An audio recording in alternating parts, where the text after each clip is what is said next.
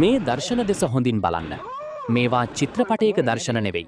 වාහනවල dash cam සහ CCTV කැමරාවල සටහන් වුණු සැබෑ මොහොතවල්.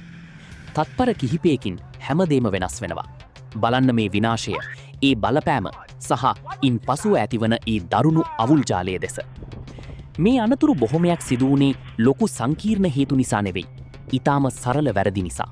අධික වේගය, එක තත්පරයක අවධානය ගිලිහීම, අවදානම් සහගත ඉස්සර කිරීමක් හෝ පාර ගැන නිසි සැලකිල්ලක් නොදැක්වීම වැනි දේ නිසා.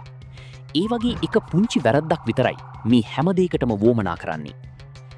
ඔබ වාහනයක සුක්කානම අතට ගන්නා සෑම මොහොතකම ඔබ ගන්නේ ඊටමත් වැදගත් තීරණයි. අවශ්‍ය තැනදී වේගය අඩු කරන්න. ආරක්ෂිත පරතරයක් තබා ගන්න. දුරකථනීය දෙස නොව පාර දෙසම අවධානය යොමු කරන්න.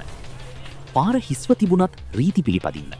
මොකද දවස අවසානයේ වැදගත් වෙන්නේ ඔබ ගමනාන්තයට යන එක විතරක් නෙවෙයි. ඔබ ආරක්ෂිතව එතනට යන එකයි. මතක තබා ගන්න. කවුරු හරි ඔබ ඉනතුරු මග බලාගෙන ඉන්නවා. බුද්ධිමත්ව රිය පදවන්න. අවධානයෙන් ඉන්න. ඔබ ආරක්ෂිතව නිවසට යන බව තහවුරු කරගන්න.